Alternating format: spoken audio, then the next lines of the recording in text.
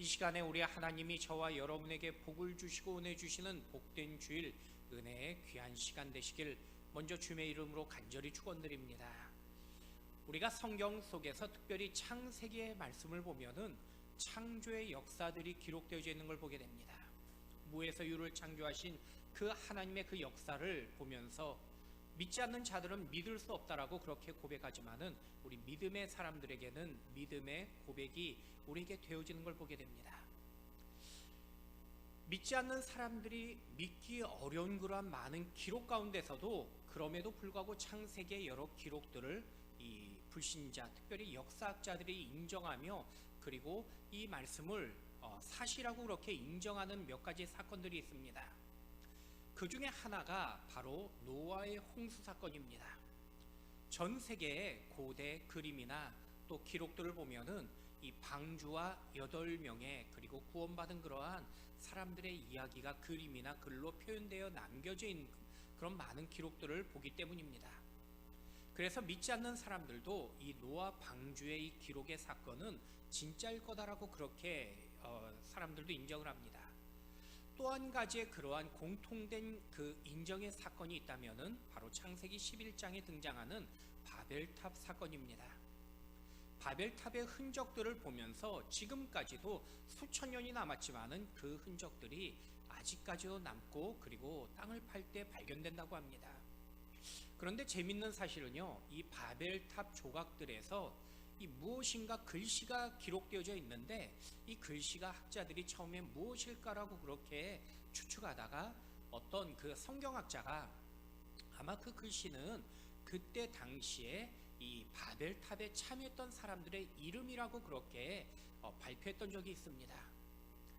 믿지 않는 학자들도 그 말에 어느 정도 공감하는 것이 이 글이 큰 그 글이 아니라 이 조각마다 짧게 기록되어져 있는 이 글들이었기 때문에 아마도 당시에 이 건설 현장에 참여했던 이름들이었을 거라고 그렇게 생각하며 추측하는 것입니다.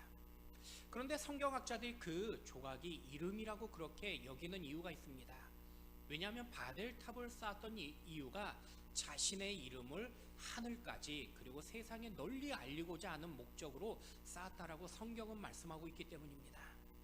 그러나 이 아이러니한 사실은요, 그 이름들 중에서 그 어떤 이름도 지금까지 해석되어지거나 그리고 불려지는 이름은 아무 이름도 없다는 것입니다.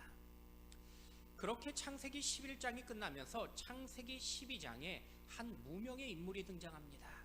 바로 아브라함이란 이름입니다. 그러나 무명이었던 아브라함은요, 하나님이 그를 부르심으로 인하여 그는 유명한 자가 됩니다. 뿐만 아니라 그의 인생은 이제 복된 인생이 되는 걸 보게 됩니다.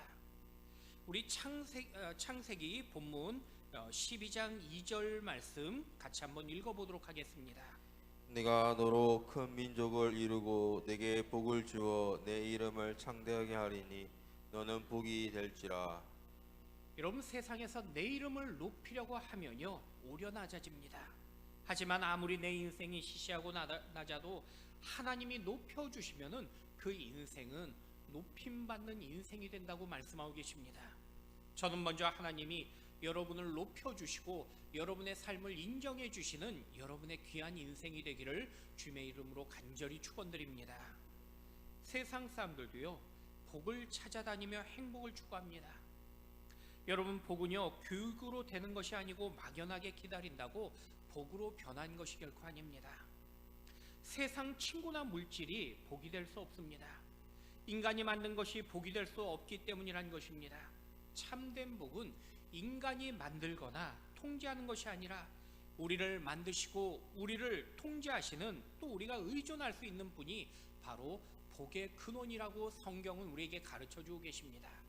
그리고 그분이 바로 하나님이라고 우리에게 소개하고 있는 것입니다. 성경은 하나님이 바로 복의 근원이라고 우리에게 말씀하고 계십니다. 저는 다시 한번 복의 근원 대신 하나님에게 복을 받고 복을 누리는 이 한 주간에 여러분이 될 수 있길 축원드립니다. 오늘 본문은요 복의 근원 대신 하나님께서 아브라함을 부르셨던 사건입니다. 하나님은 아브라함의 복을 주시겠다고 약속하며 말씀하십니다. 하나님께서 아브라함을 부르시며 제일 먼저 약속하신 것이 바로 복을 주시겠다는 약속이었습니다. 여러분, 하나님 앞에 나오면요, 그 인생이 먼저 복된 인생이 된다고 말씀하고 계십니다. 아브라함뿐 아니라 오늘 저와 여러분에게도 복을 주시겠다고 말씀하고 계십니다. 이 시간 그 복의 주인공이 바로 여러분이 되시며, 여러분 때문에 여러분의 가정과 가족과 지인들이 복을 받는 복의 근원 되신 여러분이 되기를 축원드립니다. 그렇다면 본문의 아브라함은요, 어떻게 복이 되는 인생으로 살았다고 오늘 성경 우리에게 말씀하고 계실까요? 첫 번째는요, 하나님의 약속을 붙잡고 떠나야 한다고 말씀하고 계십니다. 흔히 어른들 말씀에 10대 때는 인생이 10km로 달리고요, 20대 때는 20km로 달리는 것과 같다고 말씀들 하십니다. 아마 인생의 나이가 그 연륜이 높아지면 높아질수록 그 인생에 지나가는 그 속도도 빨라지는 것을 말씀하실 것입니다.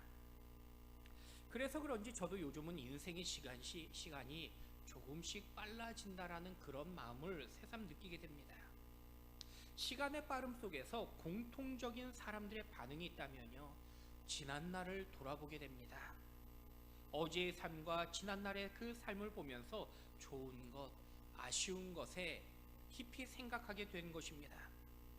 그런데 성경은요, 우리에게 지난날에 대해 돌아보며 살피는 이유를 단지 지난날에 붙잡히기 위함이 아니라고 말씀하십니다. 아니, 오히려 내일이라는 앞으로의 시간을 달려가기 위해서 지난날을 우리는 돌아볼 뿐이라고 우리에게 말씀하고 계십니다. 여러분, 그리스도인은요, 뒤를 돌아보며 지난 과거에 멈추는 존재는 결코 아닙니다. 우리는 오직 주님이 말씀하신 그 표대를 향하여 오늘도 달려가는 인생들이기 때문입니다. 여러분, 날마다 주님이 보여주신 그 꿈과 비전을 향해서 새롭게 달려가시는 오늘 저와 여러분이 될 수 있길 축원드립니다. 아브라함도 고향을 떠나 새로운 미래를 향해 나갔습니다.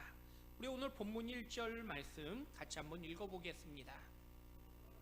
아브라함에게 이르시되 너는 너의 고향 친척과 아버지의 집을 떠나 내가 내게 보여줄 땅으로 가라. 하나님은 아브라함에게 떠나라 라고 명령하십니다. 그런데 떠나야 될 것을 구체적으로 말씀하셨습니다. 먼저 고향을 떠나라고 말씀하신 것입니다. 당시 여기 고향을 떠나라는 의미는요, 삶의 터전을 떠나라는 의미였습니다. 하나님께서 지금까지 살았던 모든 삶의 근거와 토대를 바꾸라고 명령하신 것입니다. 우리에게도 때로는요, 같은 명령을 말씀하실 때가 있습니다. 내가 예수 그리스도를 믿고 난 이후에 내 삶이 변하고 내 삶이 또 주님이 기뻐하는 그러한 일로서 우리가 살아가기를 원하실 때 우리에게 과거에 주님이 기뻐하지 않는 일에서 떠나라고 말씀하실 때가 있더라는 것입니다. 그 일이 내가 좋아할지라도 만약 그것이 죄악된 것, 또 죄된 습관의 것, 악한 것이라면요, 반드시 떠날 것을 우리에게 말씀하며 명령하신 것입니다. 하나님께서 아브라함에게 고향을 떠나라고 말씀하셨던 이유도요, 당시의 아브라함의 고향은요, 하나님의 거룩함과는 무관한 그러한 환경과 조건이었습니다. 그래서 아브라함에 주어진 환경에서 하나님의 자녀로서 거룩한 삶을 살아갈 수 없었기 때문에 하나님은 먼저 그 고향을 떠나라고 말씀하셨던 것입니다. 그리고 이어 내 친척을 떠나라고 말씀하십니다. 고대는요, 대가족 그 중심이었고 혈연 중심의 사회였습니다. 친족들은 내게 영향을 주고요, 내가 만나는 내 주변의 사람들의 전부였습니다. 그런데 하나님은요, 나를 둘러싸고 있으며 지금까지 나에게 영향을 주었던 그 사람들에게 벗어나라고 말씀하신 것입니다. 나에게 불신앙에 영향을 주는 사람들에게 떠나라는 그러한 말씀이었습니다. 나에게 부정적인 영향을 주는 상황, 모든 불신앙적인 환경과 조건에서 과감하게 벗어나란 그러한 말씀의 의미인 것입니다. 그리고 이어 내 아버지 집을 떠나라고 또한 말씀하십니다. 아버지의 집을 떠나란 것은요, 하나님보다 우선적인 존재가 이제는 아무도 없다란 그런 의미입니다.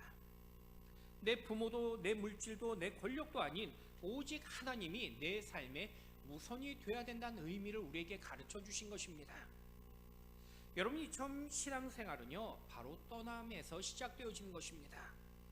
물론 본문의 이 말씀이 문자적으로 오늘 여러분에게 집을 나가고 가족들과의 모든 관계를 끊으라는 그러한 명령의 말씀은 결코 아닙니다. 올바른 믿음의 삶을 위해서 잘못된 과거의 삶을 벗어날 뿐만 아니라 우리에게 가장 우선순위가 바로 하나님됨을 우리에게 명령하며 가르쳐주고 계신 것입니다. 여러분, 떠난다는 것은요, 바로 포기함을 의미합니다.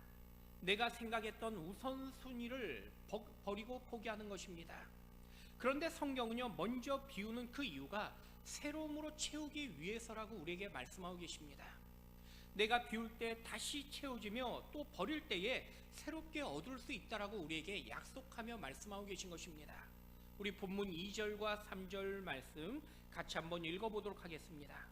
내가 너로 큰 민족을 이루고 내게 복을 주어 내 이름을 창대하게 하리니 너는 복이 될지라. 너를 축복한 자에게는 내가 복을 내리고 너를 저주한 자에게는 내가 저주하리니 땅의 모든 족속이 너로 말미암아 복을 얻을 것이라 하신지라. 여러분, 그리스도인들은요, 항상 떠나는 삶을 연습하는 인생들입니다. 그리고 떠난다는 것은요, 마치 순례자의 삶을 의미하기도 합니다.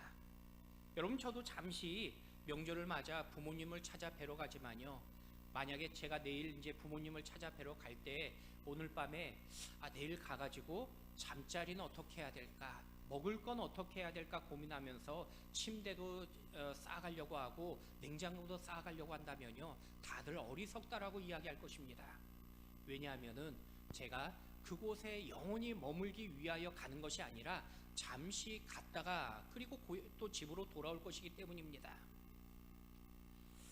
여러분, 잠시 있을 것을 위해서 많은 것을 챙기기보다 꼭 필요한 것만을 챙기는 것을 지혜롭다라고 말합니다. 여러분, 성도도요, 우리가 반드시 돌아가야 될 본향이 있습니다. 그래서 우리는 이 땅의 삶이 우리에게는 여행지나 방랑자 같은 그러한 삶으로 살아가는 인생들이 결코 아닌 것입니다. 여행자는요, 단지 놀고 쉬기 위해 떠나는 것이고요, 방랑자는 아무 목적 없이 그저 여기저기 돌아다니는 사람들입니다. 그러나 성도는 우리는 분명한 목적을 가지고 떠나가는 인생들입니다. 겉으로 보기에는요, 모두 똑같아 보이지만은 전혀 다른 그러한 목적을 가진 인생들이라는 것입니다. 오늘 아브라함도요, 하나님의 말씀을 붙잡고 그는 그 말씀대로 살았습니다.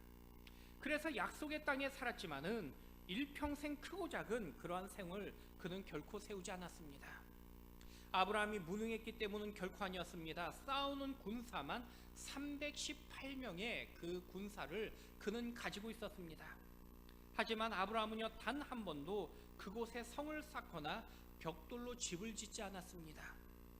그저 초라한 장막에 머물며 살았다고 성경은 말씀하고 계십니다. 아브라함이 처음 장막에 살았던 그 이유는 하나님께서 떠나라고 하면은 언제든지 떠날 수 있는 준비의 삶을 살았던 것입니다. 하나님이 말씀하시면은 언제든지 떠날 수 있는 인생이 바로 아브라함이었기 때문입니다. 이 땅의 어떤 장막보다 오직 하나님이 주실 저 영원한 도성을 바라보면서 그는 약속의 말씀을 붙잡고 살았던 것입니다. 여러분, 저는요, 이 시간에 하나님이 주실 그 약속의 말씀만을 붙잡고 살아갈 수 있는 여러분이 되길 축원드립니다.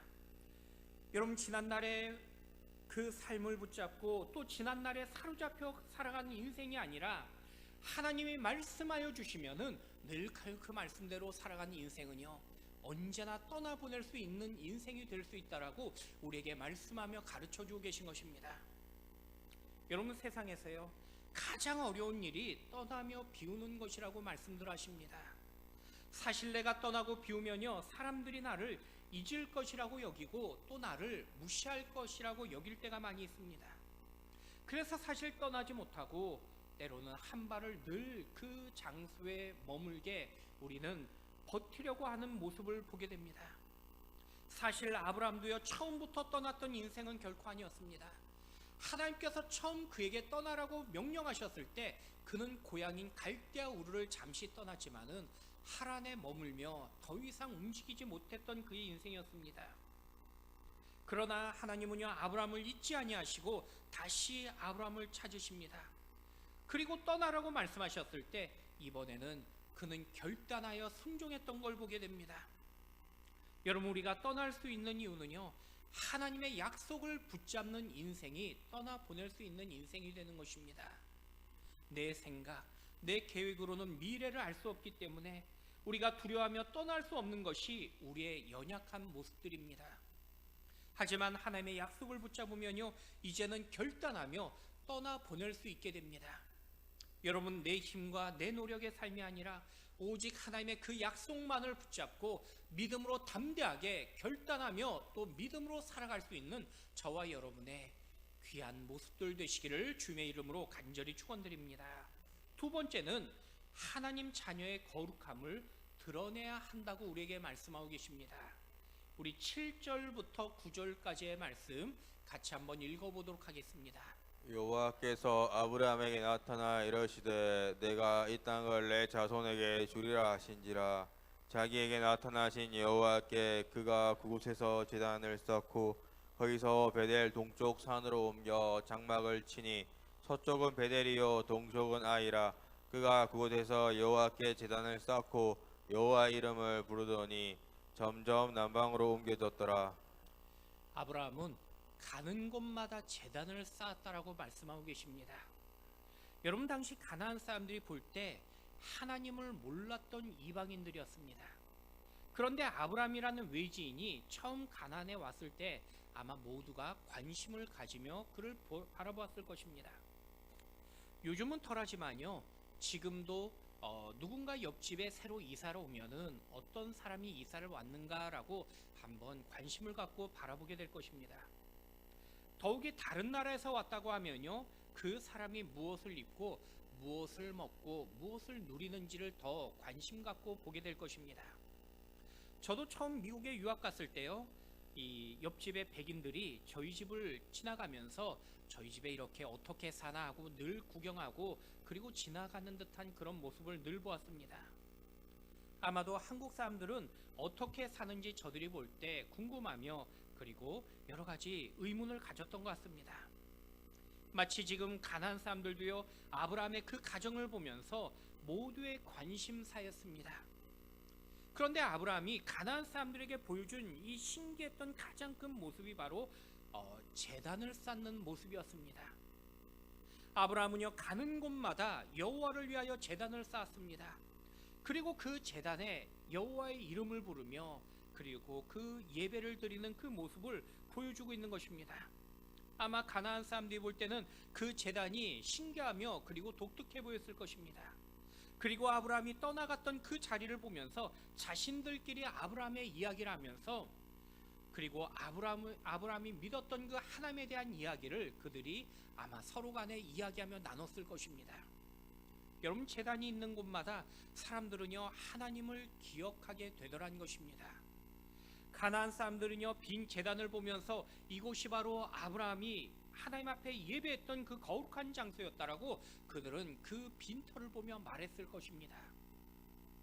제가 지난 한 번은요, 서동시장에 시계 수리점에서 시계 건전지를 바꾼 그런 기억이 있습니다.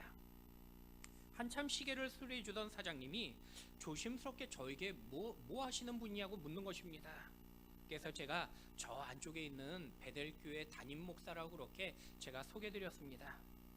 그러자 사장님이 베델교회를 기억한다는 것입니다. 40년 전에 처음 부산은행 옆 한 상가에 있을 때부터 자신이 시계점 하면서 늘 보았다라고 그렇게 이야기해 주는 것입니다. 그러면서 교회에 사람들이 오가는 그러한 이야기를 잠시 이야기해 주면서 지금도 이렇게 베델교회가 더 커지고 그리고 저렇게 든든하게 있는 걸 보니까 참 좋다라고 그렇게 저에게 덕담을 해주었습니다. 저도 한번 저희 교회 와보시라고 그렇게 말씀드리면서 제가 그때 잠시 대화를 나눴던 그런 기억이 있습니다. 여러분, 아브라함이 제단을 쌓았다는 의미도요, 바로 이 가나안 땅에 하나님 나라를 보여주는 것이었으며 그리고 하나님이 어떤 분인지를 소개하며 그리고 가르쳐주는 사건이 되었던 것입니다.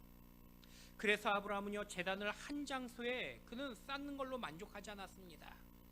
점점 남방으로 커져가고 있다라고 오늘 성경은 마지막 우리에게 말씀하고 있는 것입니다. 여러분, 믿음의 성도가 중요한 이유는요, 우리가 가는 곳마다 바로 하나님의 이름이 나타나게 하는 그러한 역사를 우리에게 사명으로 주어졌다는 것입니다. 우리가 거하는 곳마다 그리스도의 향기가 드러나도록 우리에게 은혜를 주셨다는 것입니다. 그래서 우리가 바로 교회이며 또 그리스도의 향기라고요, 주님은 우리에게 친히 말씀하고 계신 것입니다. 여러분, 성경은요, 믿음의 여러분이 바로 삶의 현장에서 일터 사역자이며 또 일터 선교사라고 우리에게 가르쳐주고 말씀하고 계신 것입니다. 여러분, 특별히 이 한 주간에 우리가 명절 연휴로 시간을 보내게 됩니다.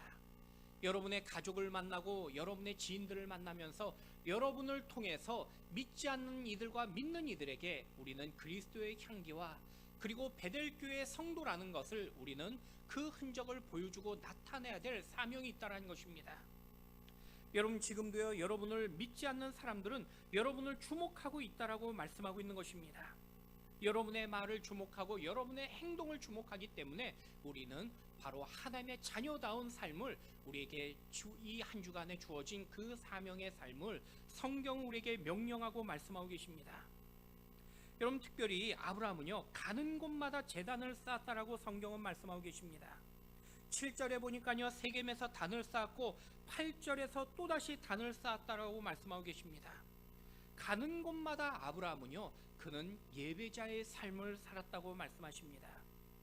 여러분, 여러분의 삶이 이 한 주간의 제단을 쌓는 바로 특별한 이 한 주간이 될 수 있기를 주님의 이름으로 간절히 축원드립니다. 여러분, 오늘 본문에 아브라함이 장막을 쳤던 그 지명이 등장하는데, 한 곳은 베델이고요, 또 다른 이름은 아이라는 지명입니다. 베델이라는 이름의 의미는요, 하나님의 집이란 뜻입니다. 반면 아이라는 이름은요, 폐허라는 그러한 뜻을 가지고 있습니다. 다시 말씀드리면 아브라함의 장막은요, 하나님의 집인 베델과 폐허라는 아이라는 곳 바로 중간에 세워진 그러한 특별한 지역이었습니다.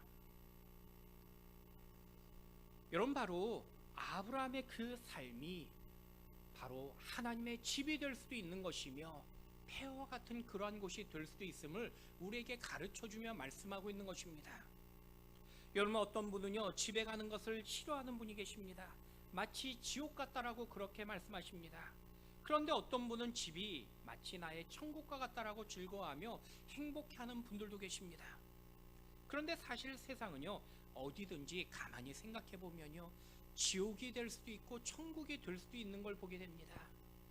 광야와 같은 그런 곳이었지만 예수님이 그곳에서 오병이어의 기적을 베풀어 주셨을 때 그곳은 놀라운 천국의 잔치의 현장이 되어집니다.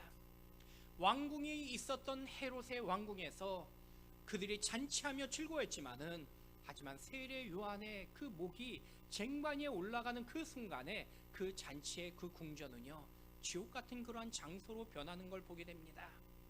여러분, 이처럼 세상은요, 우리가 볼 때 좋은 조건, 좋은 환경, 그리고 좋은 물질이면은 천국이 될 것 같지만은, 그럼에도 불구하고 세상은요, 천국과 지옥의 모든 양면성을 가지고 있는 걸 보게 되더라는 것입니다.